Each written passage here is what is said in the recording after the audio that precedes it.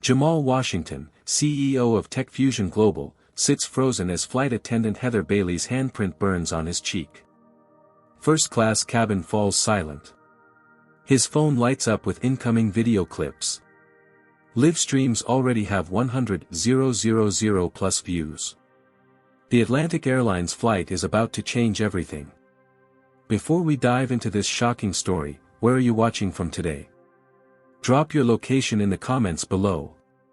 If this kind of real-world drama interests you, hit that like button and subscribe to stay updated on stories that expose the harsh realities many face every day. Now, let's uncover how a single moment of discrimination snowballed into the collapse of an entire airline. Jamal Washington had built Tech Fusion Global from nothing but an idea and determination. At 38, he represented the American dream, a self-made success story who had overcome obstacles through intelligence, perseverance, and vision. His company, specializing in innovative cloud security solutions, had recently closed a deal worth hundreds of millions. The quarterly board meeting in San Francisco had gone exceptionally well, and now he was heading back to his home in Atlanta. His usual airline had experienced mechanical issues, forcing his assistant to book him last minute on Atlantic Airlines, a carrier he rarely used despite its size and reputation as one of America's premier airlines. Standing at the first-class check-in counter at San Francisco International Airport, Jamal noticed the slight change in demeanor when check-in agent Kurt Reynolds looked up from his computer. "Membership card and ID?" Kurt asked, his tone noticeably cooler than it had been with the previous passenger. Jamal slid his platinum member card and driver's license across the counter. "Good morning. I'm in first class to Atlanta." Kurt examined the ID closely, flipping it over, then glancing between the photo and Jamal's face multiple times. "And how did you acquire this membership status?" The question hung in the air. Jamal had experienced this kind of veiled skepticism throughout his career, the implication that his success must have come through some unorthodox means. "The same way everyone else does," Jamal replied evenly. "By flying frequently." Kurt's lips tightened into a thin line as he processed the boarding pass. "Right. Gate 32A. Boarding begins in 40 minutes. As Jamal walked away, he heard Kurt's significantly warmer greeting to the next passenger, "Good morning, sir. Welcome back to Atlantic Airlines. How was your golf trip to Pebble Beach?" In the first-class lounge, Jamal found a quiet corner to review some documents before boarding. He noticed a few curious glances from other travelers but was accustomed to being one of the few black faces in these exclusive spaces. When boarding was announced, he gathered his things and headed to the gate. Flight attendant Heather Bailey stood at the aircraft door, greeting passengers with practiced smiles. A 15-year veteran with Atlantic, Heather prided herself on knowing the right kind of first-class passengers by sight. When she saw Jamal approach, her smile dimmed almost imperceptibly. "Boarding pass?" she asked, extending her hand without the warmth she'd shown to previous passengers. Jamal provided his documentation, which she scrutinized longer than necessary before waving him through with minimal eye contact. 12A window seat.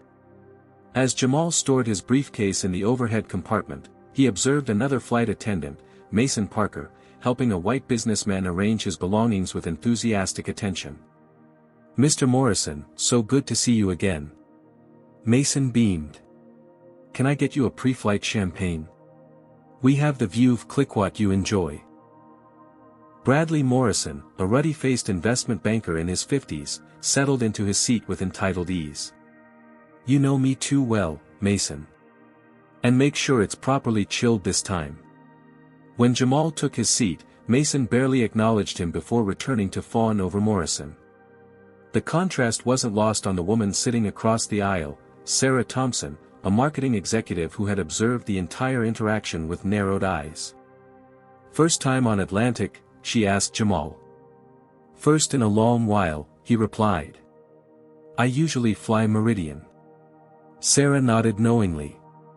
"Atlantic has some institutional issues. I fly them for the routes, not the service." Their conversation was interrupted by Heather's voice floating from the galley.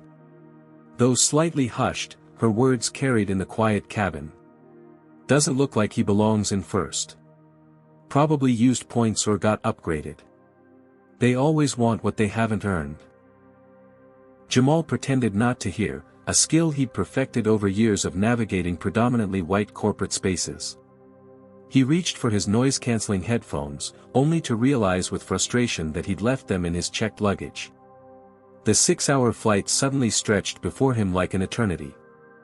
As the final passengers boarded, Jamal noticed Bradley Morrison watching him with undisguised suspicion, whispering something to Mason that made the flight attendant glance back at Jamal with a smirk. The cabin door closed, and the safety demonstration began, but the atmosphere in first class had already been poisoned by an invisible current of prejudice that Jamal recognized all too well. The Airbus A320 pushed back from the gate right on schedule. As the aircraft taxied toward the runway, Jamal's throat felt uncomfortably dry, a combination of the recycled cabin air and the stress of navigating the subtly hostile environment. He pressed the call button, a simple action that would catalyze events beyond anyone's imagination. Heather appeared at his seat with visible reluctance. "Yes?" she asked, her voice lacking the professional warmth she'd shown to other passengers. "Could I please have a glass of water before takeoff?" Jamal requested politely. Heather's lips tightened. "We're preparing for takeoff. You'll have to wait until we're in the air." Jamal nodded in understanding, though he noticed Bradley Morrison across the aisle sipping his champagne. Sarah Thompson had also been served a pre-flight beverage just minutes earlier. "I understand," Jamal said. "I just noticed others have drinks, so I thought." "Those were served before the door closed," Heather interrupted. "FAA regulations. I'm sure you can wait 20 minutes. The condescension in her tone was unmistakable. Jamal simply nodded again, not wanting to create a scene. As Heather walked away, she immediately stopped at Morrison's seat to top off his champagne with a warm smile. "Is there anything else I can get you before takeoff, Mr. Morrison?" The double standard was so blatant that Sarah Thompson raised her eyebrows in disbelief. She caught Jamal's eye and mouthed, "That's not right." The aircraft reached cruising altitude, and the seatbelt sign dinged off. Jamal waited patiently for beverage service to begin but noticed Heather serving every other passenger in first class while studiously avoiding his row. After 15 minutes, he pressed the call button again. This time, Mason Parker responded. "Can I help you?" "I asked for water some time ago," Jamal explained. "We're now in the air, but I haven't been served." Mason glanced toward Heather, who was chatting amiably with Morrison. "I'll check on that for you, sir." Moments later, Heather approached with a plastic cup of water. Not the glass tumbler other first-class passengers had received, and practically dropped it on Jamal's tray table, causing some to splash onto his shirt cuff. "Your water," she said flatly, already turning away. "Excuse me," Jamal called after her. "I think you spilled some." Heather turned back with an expression of exaggerated patience. "It's just water. It'll dry." The dismissive response was the final straw after a continuous stream of microaggressions. Jamal straightened in his seat. "I'd like to speak with your supervisor, please," he requested calmly. "I am the lead flight attendant on this aircraft," Heather replied, her voice rising slightly. "Then I'd like to speak with the captain or first officer." Bradley Morrison interjected from across the aisle. "Some people just don't know how to behave in first class. Always looking for special treatment." The comment hung in the air like a toxic cloud. Jamal turned to Morrison. "I'm simply asking to be treated with the same respect as other passengers." "Oh, here we go," Morrison rolled his eyes theatrically. Always playing the victim card. The cabin had grown uncomfortably quiet, with other passengers either staring at their screens with forced intensity or watching the unfolding drama with undisguised interest. Phones began to appear, recording discreetly. "I'm not playing any card," Jamal replied evenly. "I'm a paying customer requesting equal service." Heather inserted herself between them. "Sir, you're disturbing other passengers. I'm going to have to ask you to lower your voice." "I'm speaking at the same volume as Mr. Morrison," Jamal pointed out. "That's it," Heather snapped. "I won't tolerate this kind of aggressive behavior." The word aggressive triggered something in Jamal. Throughout his career, he'd been labeled aggressive or intimidating when he was simply being assertive in the same manner as his white colleagues. "There's nothing aggressive about requesting water in a glass like everyone else or pointing out discriminatory treatment," Jamal stated firmly. "Discriminatory?" Heather's voice rose an octave. "How dare you accuse me of?" "I've been watching since boarding," Sarah Thompson interrupted. "He's right. You've treated him differently from everyone else in this cabin." Heather's face flushed crimson. "You don't know what you're talking about." "I think I do," Sarah countered, holding up her phone. "And I've been recording the last few minutes." The situation escalated in a heartbeat. Heather lunged toward Sarah, apparently intending to grab her phone, but Sarah pulled back. Jamal instinctively stood to intervene, and in a shocking moment that would soon be viewed by millions, Heather swung around and slapped him hard across the face. The sound cracked through the cabin like a gunshot. Complete silence followed. Jamal stood frozen, the red imprint of Heather's hand blooming on his cheek. Passengers gasped. Nearly every phone in first class was now recording. Heather herself seemed stunned by her action, her hands still raised, eyes wide with the realization of what she'd done. The cockpit door opened, and First Officer Dylan Carter emerged, having heard the commotion. "What's going on here?" he demanded. "She just assaulted this passenger," Sarah stated clearly, her phone still recording. Unprovoked. Mason Parker stood paralyzed in the galley, his face ashen. Bradley Morrison had gone suspiciously quiet. As Jamal's shock gave way to comprehension, his phone began vibrating with notifications. The videos were already spreading across social media platforms, and the counting view numbers were climbing exponentially. Atlantic Airlines had just ignited a crisis that would consume it entirely. "Ladies and gentlemen, this is Captain Raymond Harris speaking." The captain's voice came through the cabin speakers, tense but controlled. "Due to an incident on board, we are diverting to Nashville International Airport. Please return to your seats and fasten your seatbelts.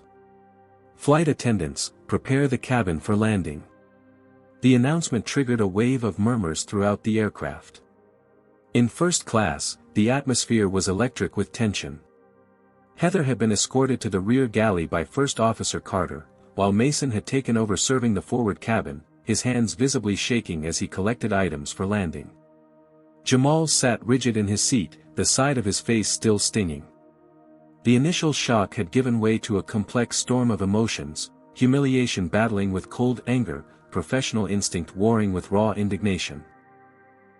As a black man who had navigated predominantly white corporate America for decades, he had developed strategies for handling racism, but never had it manifested in such a publicly violent way. His phone continued to vibrate incessantly. A quick glance showed texts from his executive team, who had already seen the videos circulating online. His director of communications, Aisha Johnson, had sent an urgent message. "Jamal, the video is everywhere. 2 million views in 8 minutes. CNN calling for comment. How do you want to handle this? Asterisk.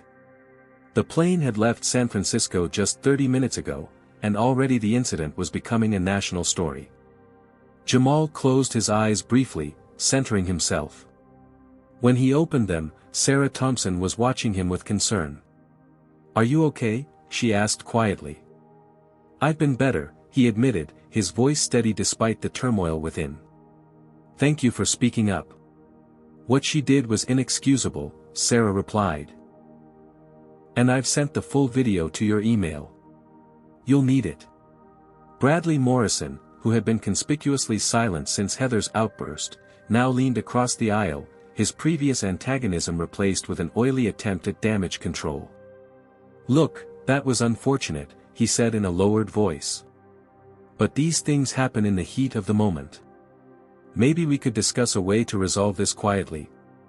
I have some connections at Atlantic's board. Jamal fixed Morrison with a level gaze that made the older man recoil slightly. These things don't just happen, Mr. Morrison. They happen in a culture that enables them. And no, this won't be resolved quietly. In Atlantic Airlines' corporate headquarters in Dallas, chaos had erupted. The company's social media monitoring system had flagged the incident within minutes, and videos from multiple angles were spreading across Twitter, Instagram, and TikTok with hashtags like #Atlantic Airlines Assault and #FlyingWhileBlack. The airline's PR team was scrambling to assess the situation, but with only fragmented information available, their initial statement was disastrously tone-deaf. Atlantic Airlines is aware of an incident involving a passenger and crew member on flight AA207. We are investigating the matter and will provide updates as appropriate. The safety and comfort of our passengers remain our top priority. Asterisk. The statement, which failed to acknowledge the racial component or the assault, only fueled public outrage. Responses flooded in. A black passenger gets slapped by your flight attendant and you call it an incident? Do better. Asterisk. I've flown 2 million miles with Atlantic and just cancelled my membership after seeing this video. Disgusting. Asterisk. Safety and comfort equals getting physically assaulted for asking for water while black. Asterisk. In a sleek boardroom 20 floors above Dallas, Atlantic Airlines CEO Walter Freeman was in the middle of a quarterly strategy meeting when his chief of staff burst in without knocking, something that had never happened in his 7 years at the helm. "Walter, we have a situation that requires immediate attention," she said, her typically composed demeanor shaken.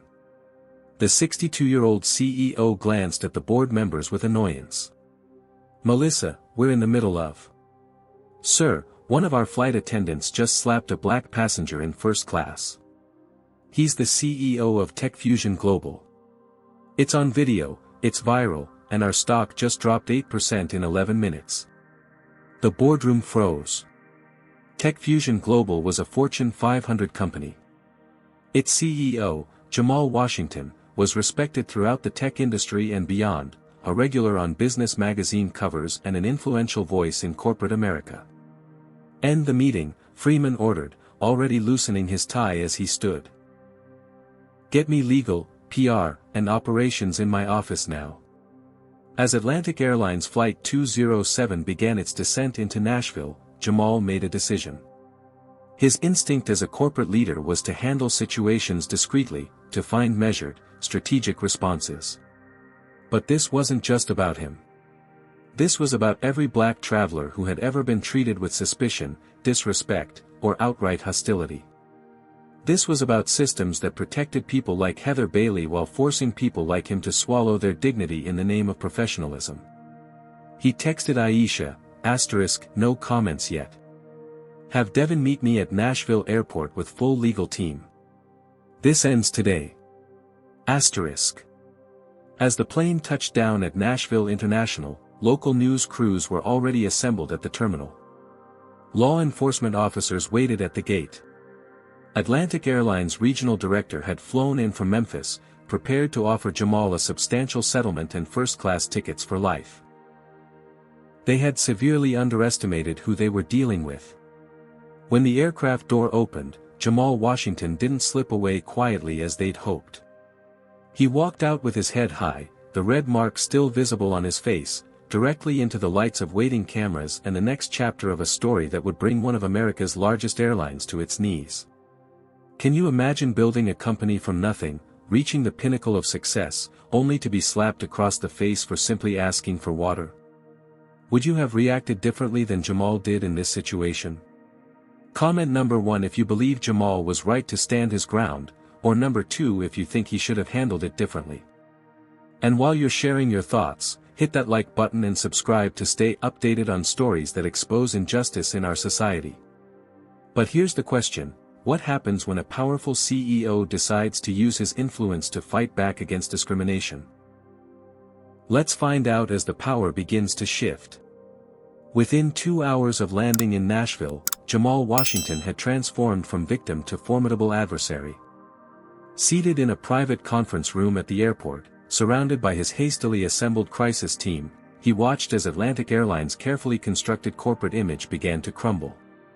The video has reached 27 million views, reported Aisha Johnson, TechFusion's communications director, looking up from her tablet. Every major news network is covering it. #Atlantic Airlines assault is the #1 trending topic worldwide. Jamal nodded, his expression calm despite the storm raging around him. And our response? Nothing yet, Aisha replied.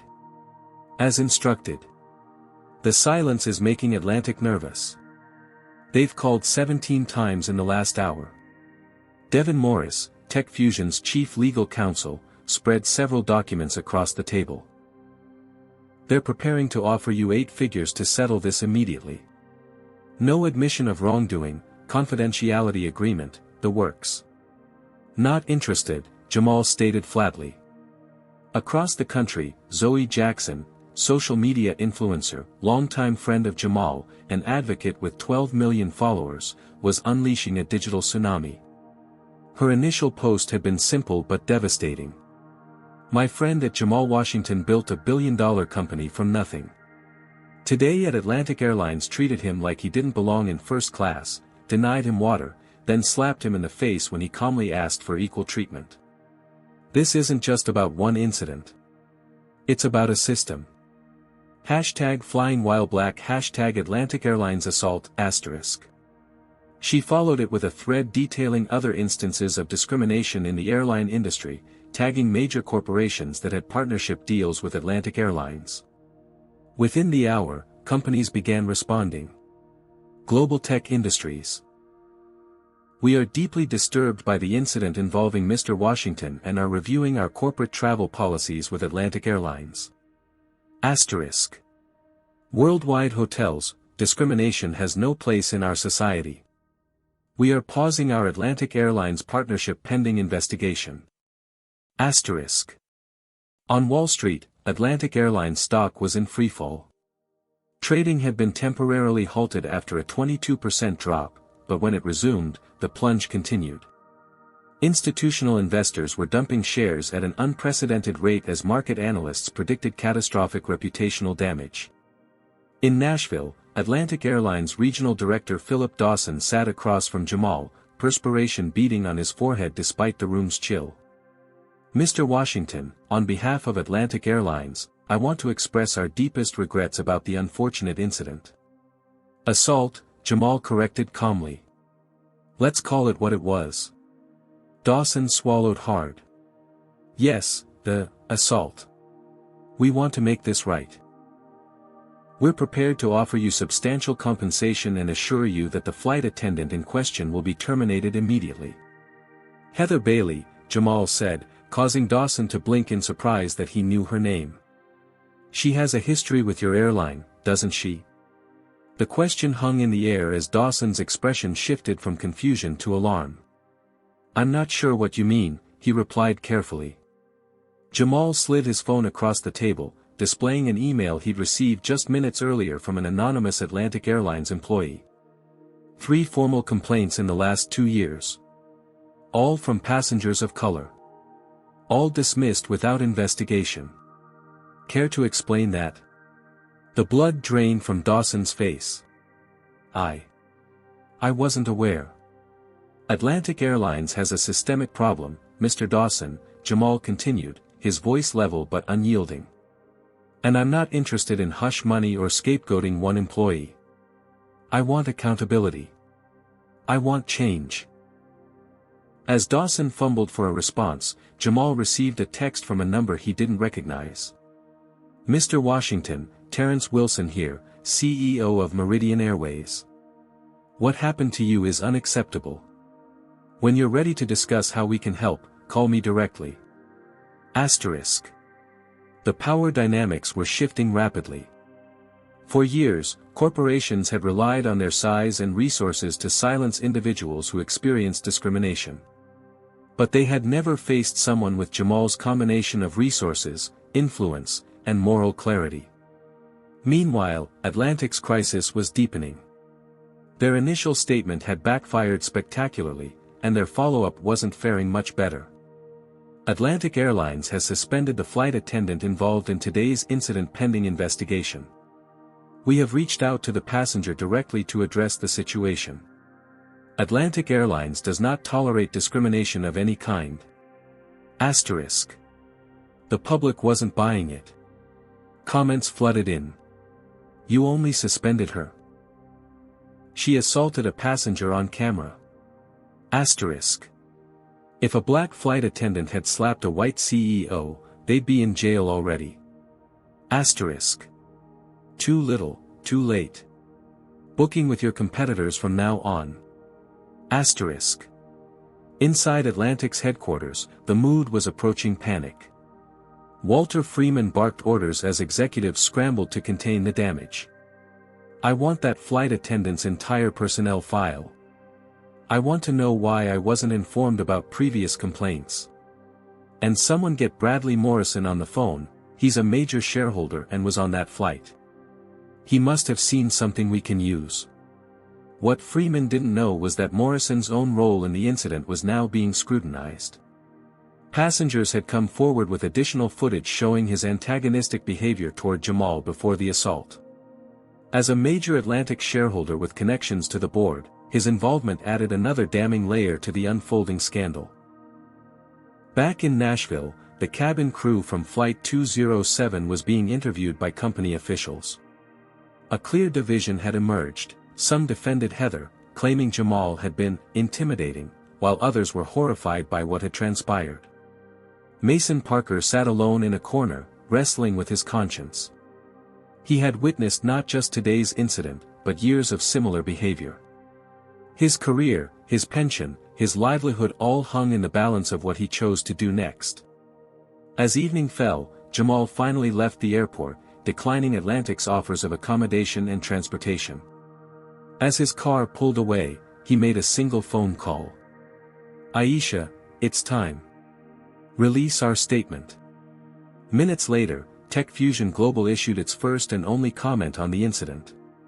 Today, I experienced firsthand the discrimination that many travelers face daily. What happened to me on Atlantic Airlines wasn't an isolated incident, it was the result of systemic issues that have gone unaddressed for too long. I will not be accepting any settlement. Instead, I will be using my platform and resources to ensure accountability and lasting change. This isn't about one flight attendant or one airline, it's about dismantling the structures that enable racism in corporate America. Asterisk. The statement, signed personally by Jamal, was shared over 2 million times in the first hour. By midnight, Atlantic Airlines' market value had dropped by nearly $2 billion. But for Jamal Washington, this was only the beginning.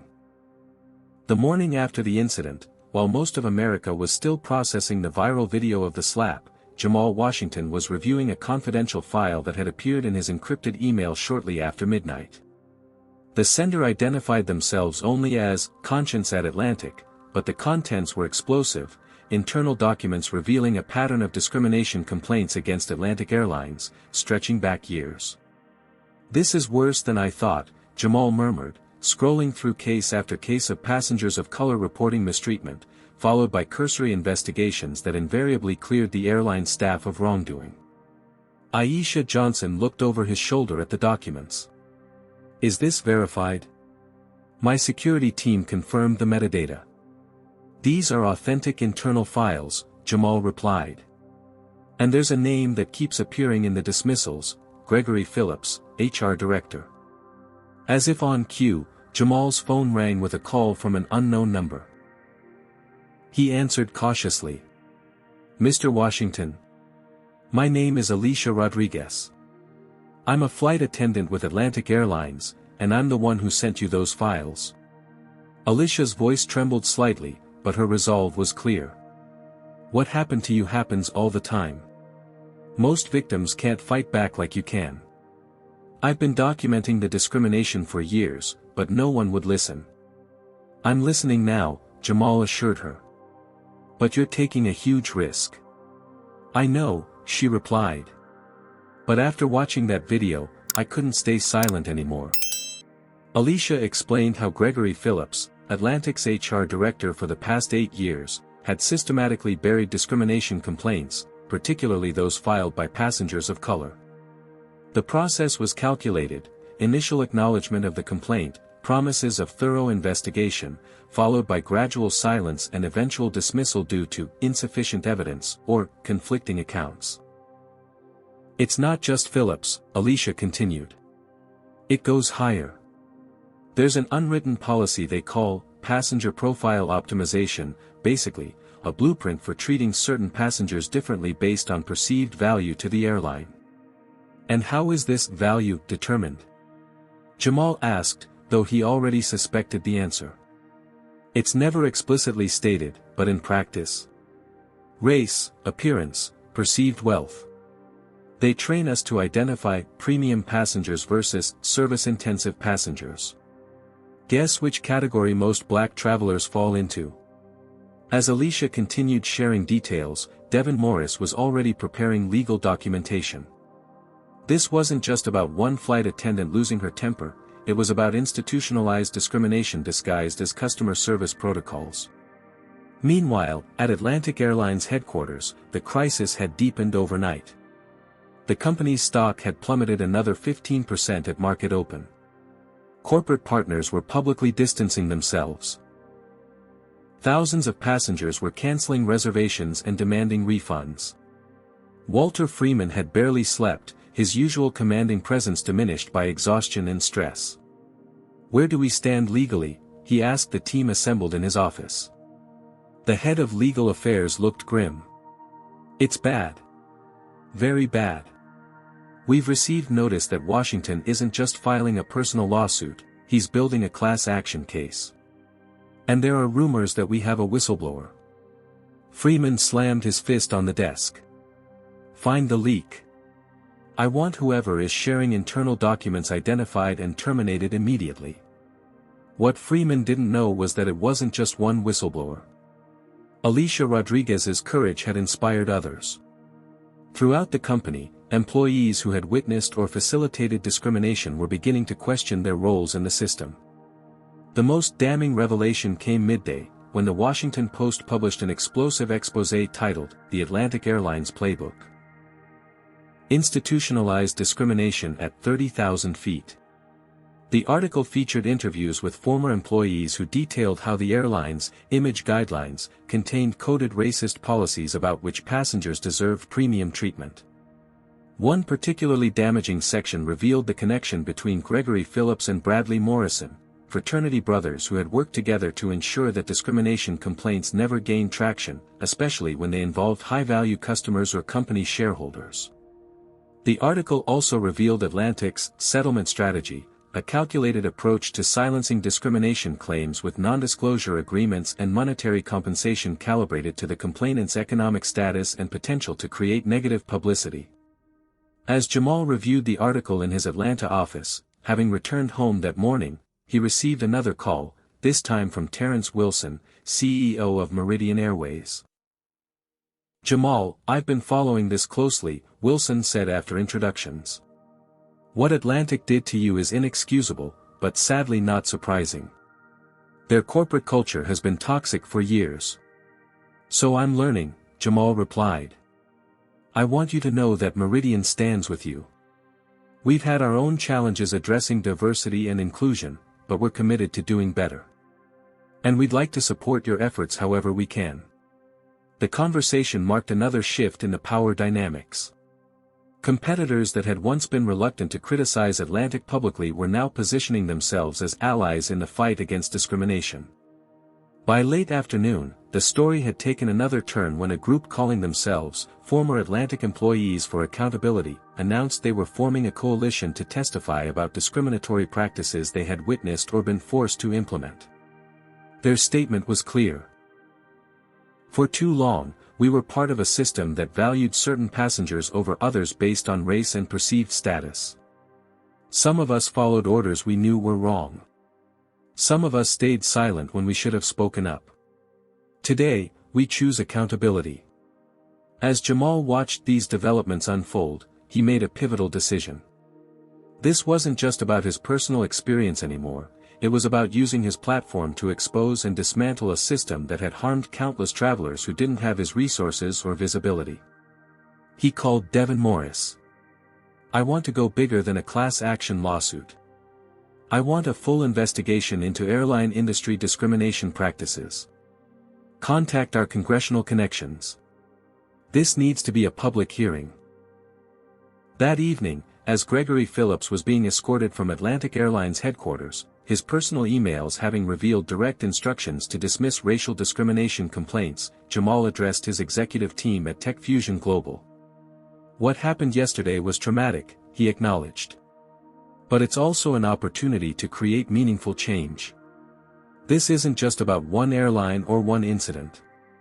It's about challenging the systems that allow discrimination to flourish in corporate America."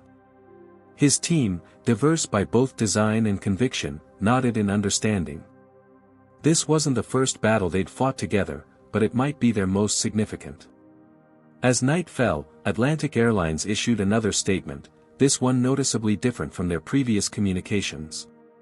Atlantic Airlines acknowledges the serious allegations regarding discriminatory practices within our organization. "We have placed Gregory Phillips, Director of Human Resources, on administrative leave pending investigation.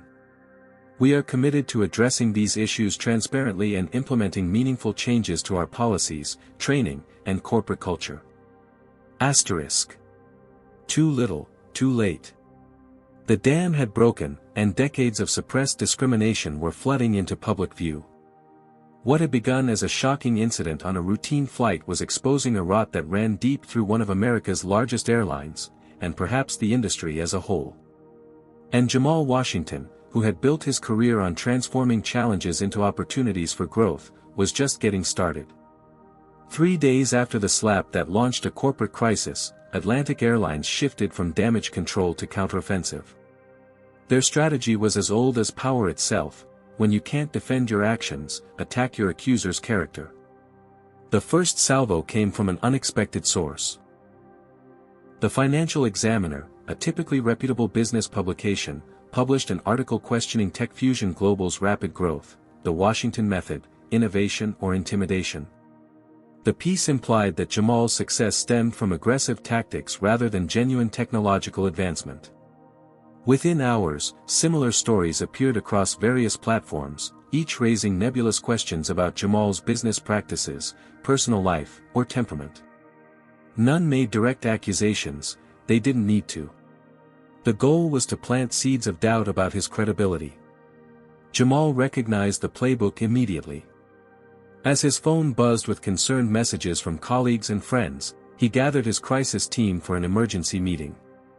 "They're trying to change the narrative," he told them, his voice steady despite the personal nature of the attacks. "This isn't about discrimination anymore, it's about whether I'm trustworthy enough to be believed." Aisha Johnson nodded grimly. Classic character assassination. "And I've traced 3 of these stories back to Porter and Klein PR, they're on retainer with Atlantic Airlines." Meanwhile, Bradley Morrison had emerged as the public face of Atlantic's defense. In a carefully choreographed interview on Business Today, the investment banker-turned-spokesperson portrayed himself as an innocent bystander who had witnessed a completely different scenario than what appeared in the viral videos. Mr. Washington was agitated from the moment he boarded, Morrison claimed, his expression a practiced mask of concern. Ms. Bailey was simply trying to maintain order in a difficult situation. Did she react poorly? Yes, and that's unfortunate. But this characterization of systemic racism is frankly overblown. The interviewer, failing to mention Morrison's substantial financial stake in Atlantic Airlines, nodded sympathetically. The counteroffensive continued that evening when Heather Bailey made her first public appearance on National Tonight, one of the country's highest-rated news programs. Dressed conservatively, eyes brimming with rehearsed tears, she presented herself as the true victim. "I've dedicated 15 years to serving passengers with dignity and respect," she said, voice quavering. "One moment of human error, which I deeply regret, and my entire career is destroyed. I've received death threats. My children are afraid to go to school. When gently asked about her history of complaints from passengers of color, Heather deflected, in 15 years of service, any flight attendant will have passengers who are unhappy. That doesn't make me racist. The host, either unwilling or unprepared to press harder, moved on to softer questions. Watching the interview from his home, Jamal felt a familiar weariness. The truth was being reshaped before his eyes. Not through outright lies, but through strategic omissions and emotional appeals designed to make viewers forget the central issue: a black executive had been physically assaulted for requesting equal treatment. The coordinated media campaign was just the beginning. By morning, #TheRealJamalWashington was trending, filled with unfounded rumors and out-of-context quotes. Atlantic Airlines stock had stabilized somewhat as market analysts suggested the crisis might have been overblown by social media. Walter Freeman, sensing a shift in momentum, called an emergency board meeting to formalize their strategy.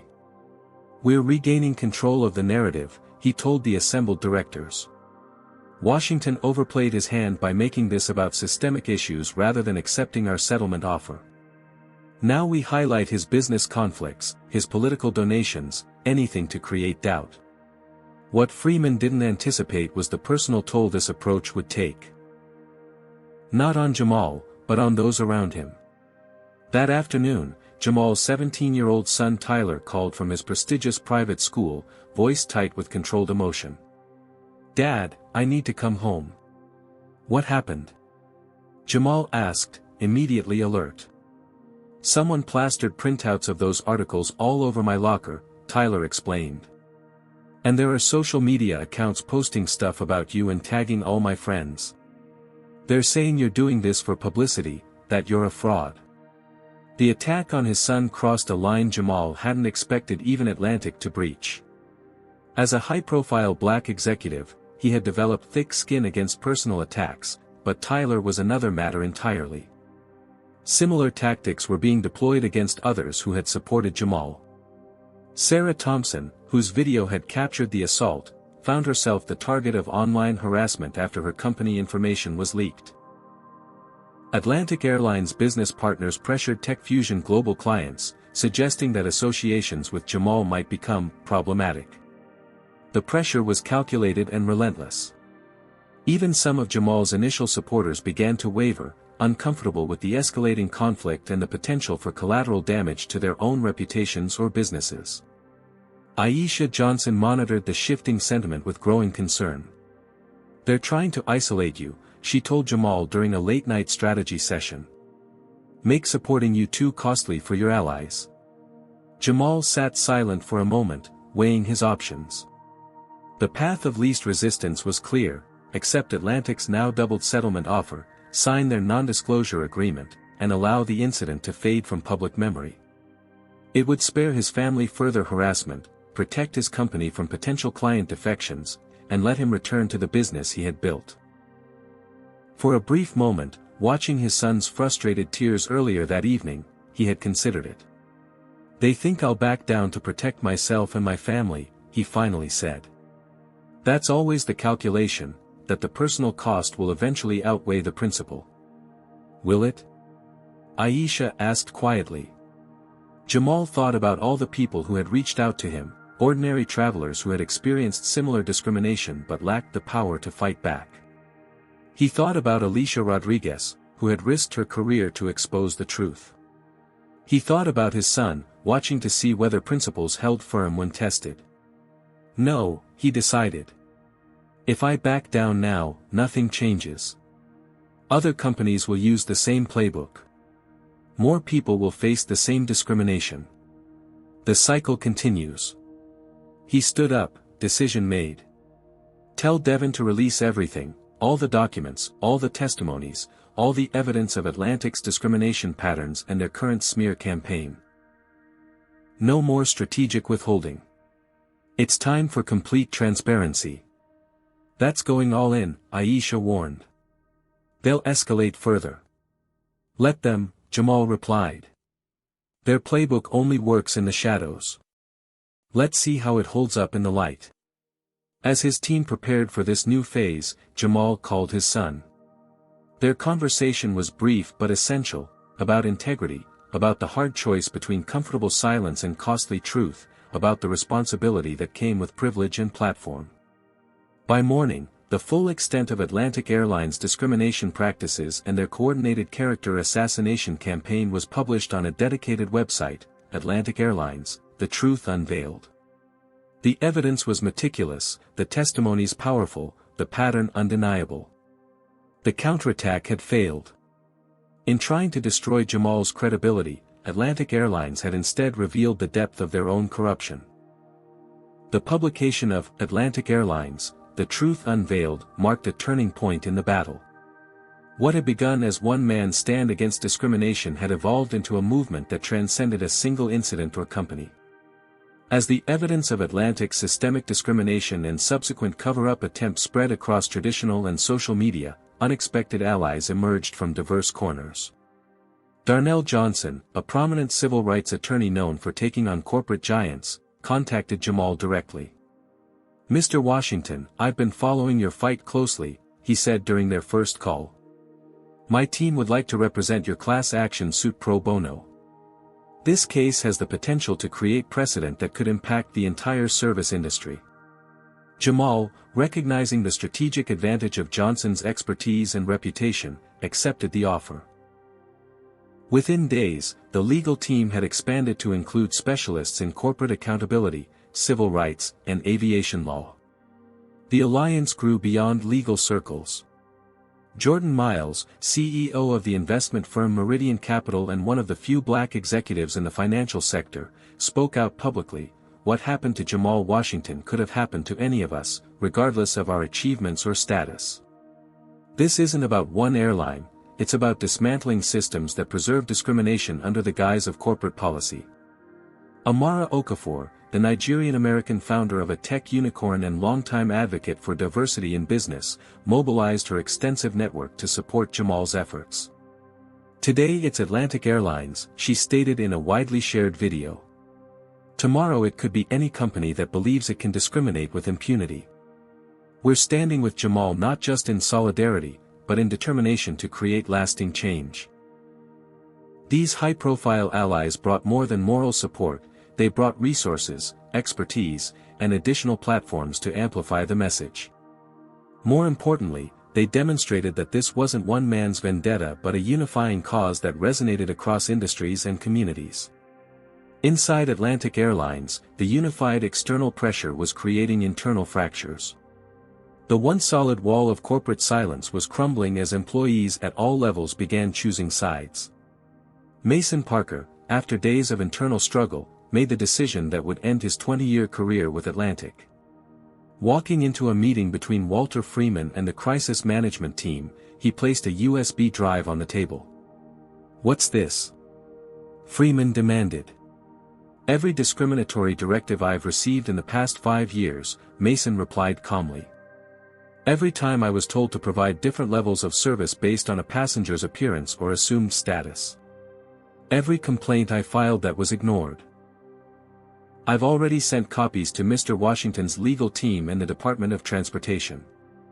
Before Freeman could respond, Mason removed his wings pin and placed it beside the drive. "I should have done this years ago."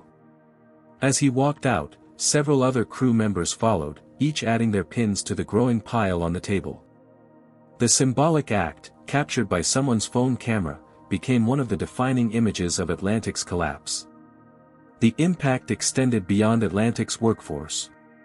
Competing airlines, initially cautious about being drawn into the controversy, began publicly reviewing their own policies. United, Delta, and Southwest announced comprehensive audits of their customer service protocols and complaint resolution processes, along with new transparency measures for tracking and addressing discrimination claims. Congressional leaders, sensing the shifting public sentiment, announced hearings on discrimination in the airline industry. The incident involving Mr. Washington has exposed concerns that merit thorough examination, stated Representative Ayanna Carter, chair of the House Transportation Committee. "We need to determine whether current regulations adequately protect all passengers from discriminatory treatment. As these developments unfolded, Atlantic Airlines' financial position deteriorated rapidly. Major corporate clients, unwilling to risk association with the scandal, switched to competitors. The stock, which had briefly stabilized during the counterattack phase, resumed its downward spiral, losing 60% of its pre-incident value in just 2 weeks. Trading halts became routine as the market struggled to price in the company's rapidly diminishing prospects.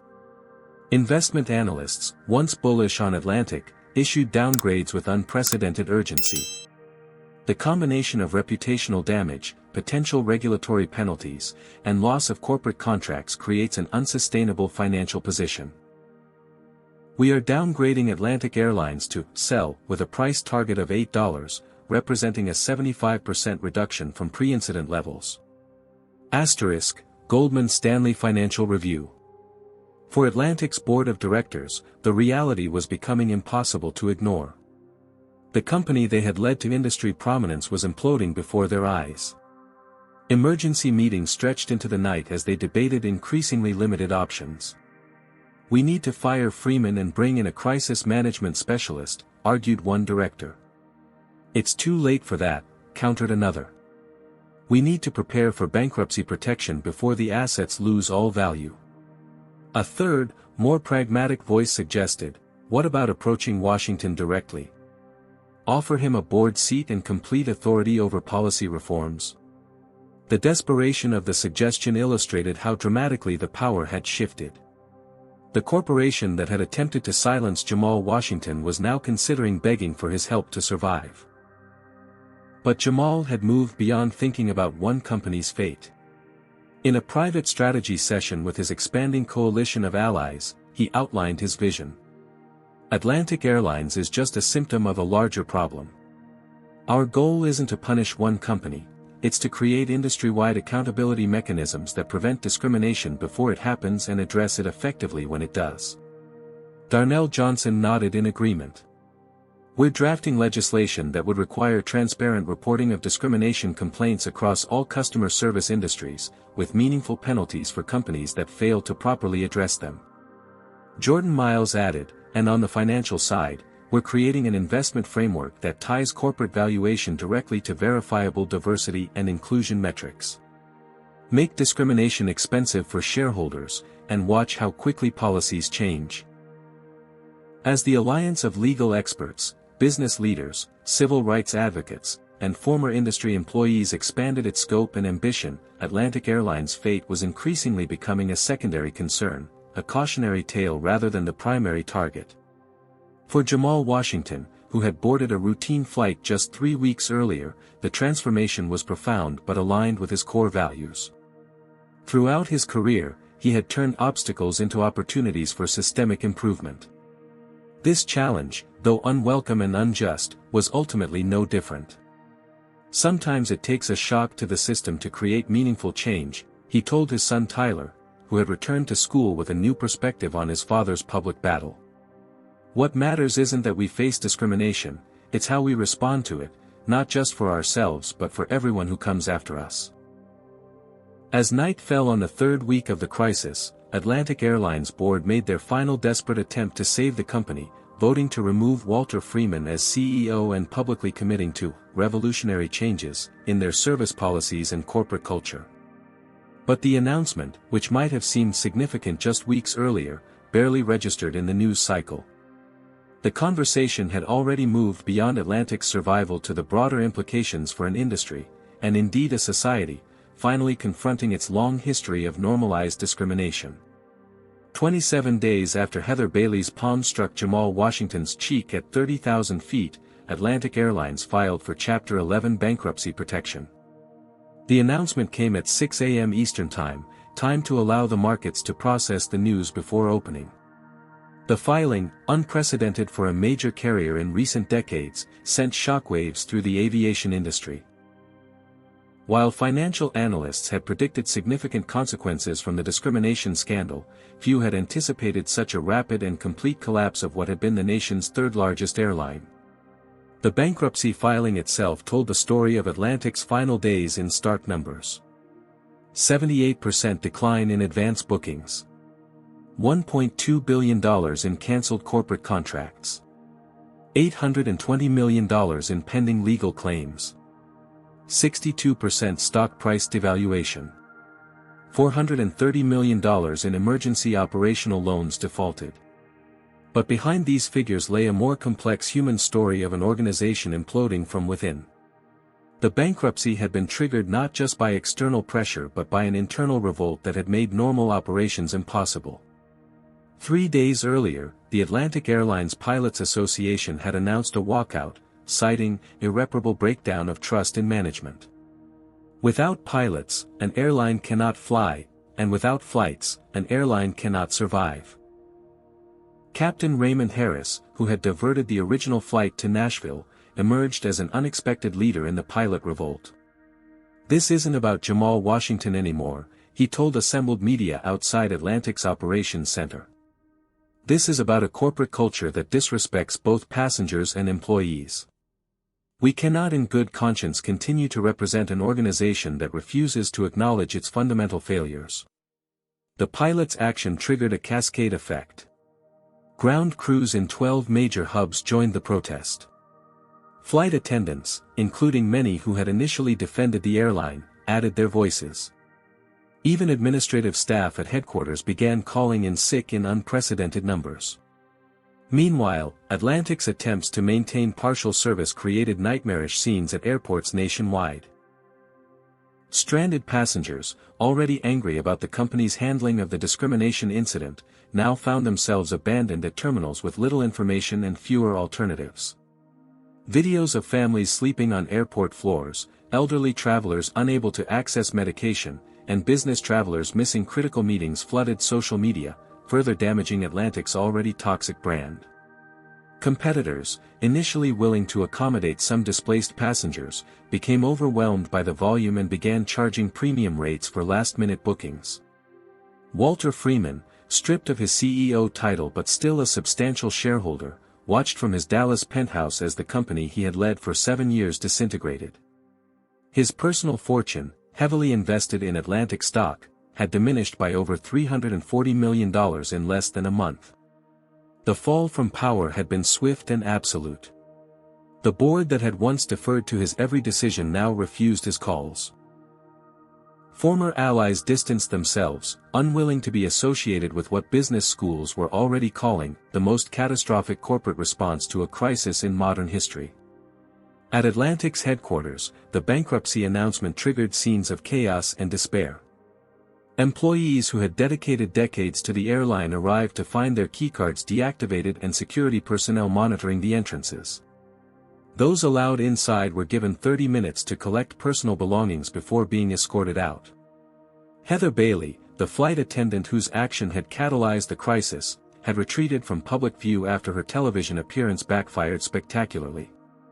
Anonymous sources revealed she had fled to a relative's home in rural Idaho after receiving her termination notice and learning she was named as a defendant in multiple lawsuits.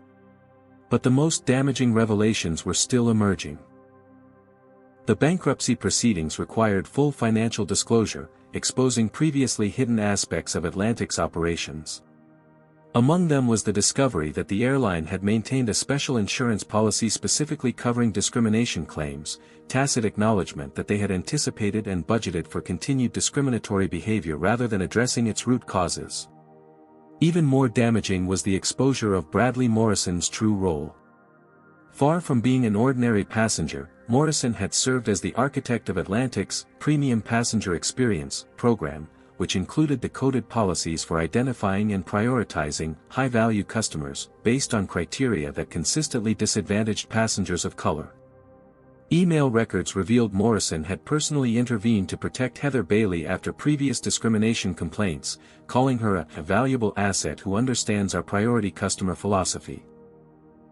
His substantial shareholdings and close relationship with Walter Freeman had created a protected class of employees who embodied the company's discriminatory culture. As these details became public, the legal consequences multiplied. What had begun as a single incident now expanded into investigations of securities fraud, consumer protection violations, civil rights infractions, and potential criminal conspiracy charges for executives who had knowingly concealed discrimination complaints from shareholders and regulators. For Jamal Washington, the collapse of Atlantic Airlines brought no satisfaction. Watching the bankruptcy announcement from his office, he reflected on the thousands of innocent employees whose livelihoods had been destroyed not by his actions but by the leadership's refusal to acknowledge and address systemic discrimination. "This was never the outcome I wanted," he told Aisha Johnson. "An airline didn't need to die. People didn't need to lose jobs. All that needed to happen was for Atlantic to take responsibility and commit to real change." Aisha nodded thoughtfully. "Sometimes a system is so corrupted that it can't be reformed, it has to be replaced. Maybe that's what's happening here." Indeed, from the ashes of Atlantic's collapse, new possibilities were already emerging. Competing airlines were hiring displaced Atlantic employees, particularly those who had spoken out against discriminatory practices. Several major routes abandoned by Atlantic were quickly filled by smaller carriers with stronger diversity commitments. Most significantly, the aviation industry as a whole was undergoing a long-overdue examination of its treatment of passengers of color. Airlines were revising training programs, establishing transparent complaint procedures, and implementing accountability measures that would have seemed radical just weeks earlier. As the day of Atlantic's bankruptcy filing drew to a close, Jamal received an unexpected visitor at TechFusion Global headquarters. Mason Parker, the flight attendant who had witnessed the original incident and eventually become a key whistleblower, had come to deliver something personally. "I wanted you to have this," he said, handing Jamal a small object, his Atlantic Airlines wings pin. "A reminder that even in the worst systems, there are people who eventually find their conscience." Jamal accepted the token with a nod of understanding. "What will you do now?" he asked. "Start over," Mason replied simply. "Hopefully with an airline that values all its passengers equally. They exist, they're just not always the biggest or the loudest." As Mason left, Jamal turned the small pin over in his hands, a tangible reminder of how a moment of injustice had cascaded into the collapse of a corporate giant. Atlantic Airlines had not been destroyed by a slap or a viral video or even a coordinated campaign, it had been destroyed by its own inability to recognize the fundamental humanity of every person who boarded its aircraft. In that realization lay the most important lesson of Atlantic's implosion, one that boardrooms across America were now struggling to understand before they became the next cautionary tale. In an interconnected world, discrimination wasn't just morally wrong, it was existentially dangerous to any organization that practiced it. 6 months after Atlantic Airlines declared bankruptcy, a small ceremony took place in the atrium of the National Air and Space Museum in Washington, D.C. There was no red carpet, no elaborate staging, just a podium, a small audience of invited guests, and a sense of quiet determination. Jamal Washington stood at the center, flanked by a diverse group of airline industry representatives, civil rights advocates, and government officials. Together, they were launching the Equitable Skies Initiative, a comprehensive program designed to address discrimination in air travel through policy reform, training overhauls, and accountability mechanisms. What began with a moment of injustice has evolved into an opportunity for transformation, Jamal told the assembled guests and media. The collapse of Atlantic Airlines was never our goal. Our objective, then and now, is to ensure that all travelers are treated with equal dignity regardless of their appearance, background, or perceived status. In the months since Atlantic's bankruptcy, the airline industry had undergone significant changes. The assets of the fallen carrier had been divided among competitors, with Meridian Airways acquiring the largest share. But the most valuable lessons from Atlantic's demise couldn't be purchased or transferred, they had to be learned, often painfully. Sarah Thompson, whose recording of the original incident had helped spark the movement, now headed the newly formed Industry Diversity Compliance Organization, an independent body funded by airlines but governed by a board that included passenger advocates and civil rights experts. "We're establishing clear standards and transparent reporting mechanisms," she explained during the ceremony.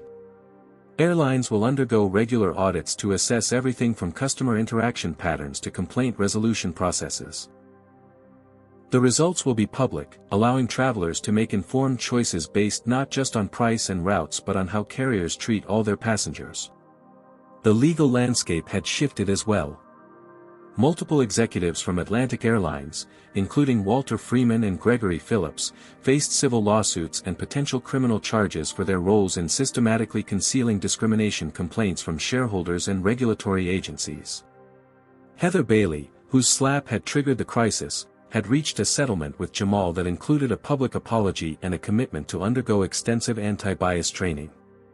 Rather than pursuing maximum financial damages, Jamal had insisted the agreement include educational requirements and community service, a decision that drew criticism from some but aligned with his focus on reform rather than retribution. Bradley Morrison faced more severe consequences. The investigation had revealed his central role in designing and protecting Atlantic's discriminatory service policies, along with evidence of financial misconduct involving company resources. Federal prosecutors had filed multiple charges, and his once illustrious reputation in business circles was irreparably damaged. For the thousands of former Atlantic employees caught in the collapse, the transition had been difficult but not as catastrophic as initially feared. A strong job market in the expanding airline industry had absorbed many, particularly those with specialized skills. Others had received assistance through a transition fund established by a coalition of corporations and foundations committed to supporting workers displaced by the bankruptcy. Jamal had personally declined numerous offers to acquire pieces of Atlantic's business, including a particularly tempting opportunity to purchase its premium routes at bankruptcy prices. "I'm not in the airline business," he explained to his board when they questioned the decision. "And profiting from this situation would undermine everything we've been fighting for." Instead, he had channeled his energy and resources into building a coalition for industry-wide change. TechFusion Global had developed specialized software to help airlines identify and address discriminatory patterns in their customer service. The technology, offered at minimal cost as part of the Equitable Skies initiative, used anonymized data to flag potential issues before they escalated into incidents. "Technology can help us recognize patterns we might otherwise miss," Jamal explained to a group of airline executives who had initially been skeptical but were now implementing the system. "But technology alone isn't the answer. The real change happens when we acknowledge the problem and commit to addressing it at every level of our organizations." This commitment to systemic rather than symbolic change had defined Jamal's approach throughout the aftermath. He had declined countless awards and recognition opportunities, uncomfortable with being celebrated for simply demanding the dignity that should have been his by right. Instead, he redirected attention to the coalition of advocates, whistleblowers, and reformers who had transformed a personal incident into a movement for institutional change. Perhaps the most meaningful outcome for Jamal had been the impact on his 17-year-old son, Tyler.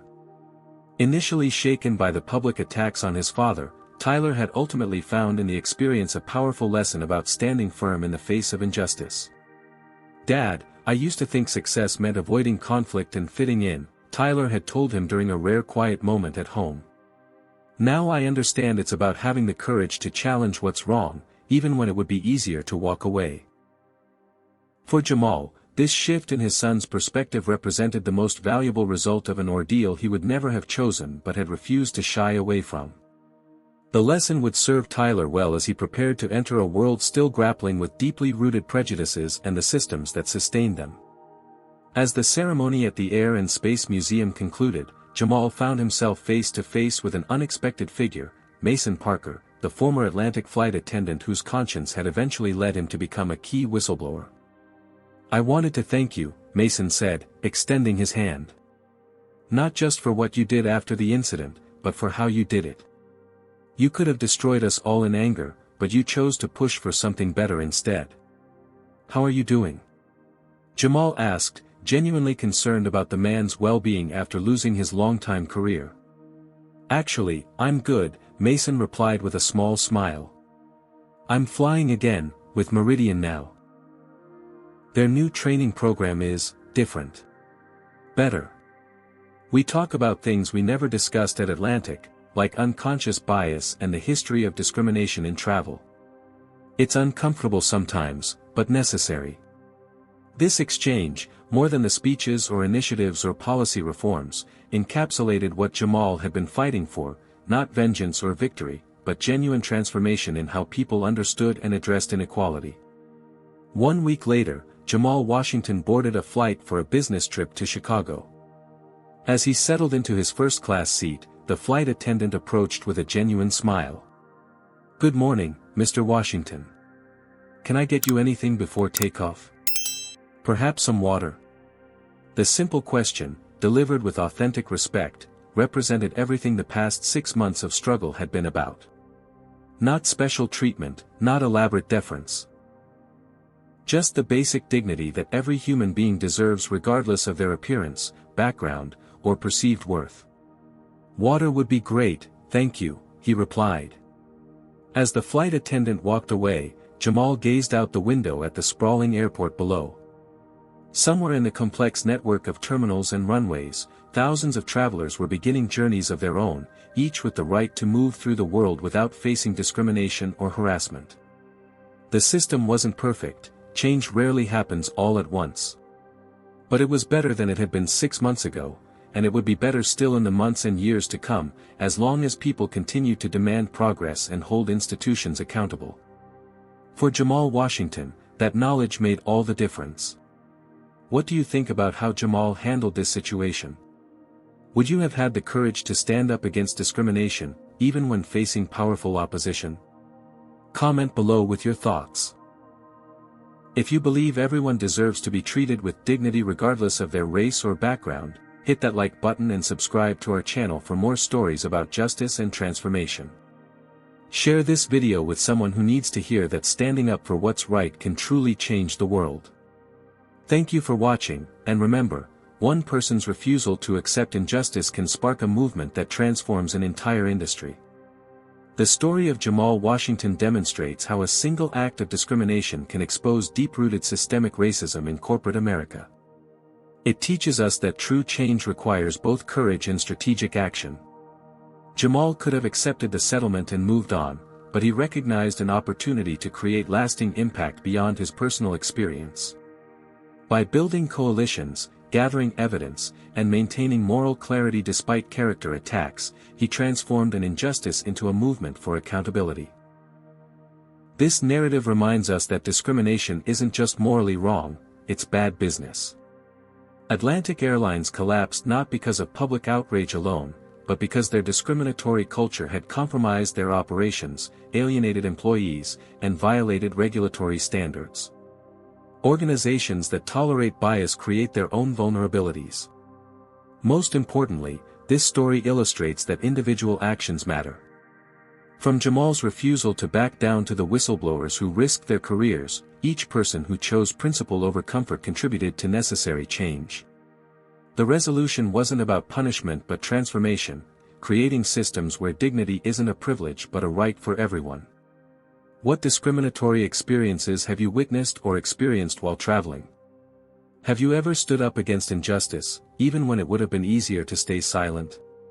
Share your story in the comments below. Your voice matters in this ongoing conversation about equality and respect. If you believe in building a world where everyone is treated with dignity regardless of their race, hit that like button and subscribe to our channel for more powerful stories that expose uncomfortable truths and inspire positive change. Don't forget to share this video with someone who needs to understand the real impact of discrimination in everyday life. Thank you for watching, and remember, the courage to confront injustice today creates a better tomorrow for everyone.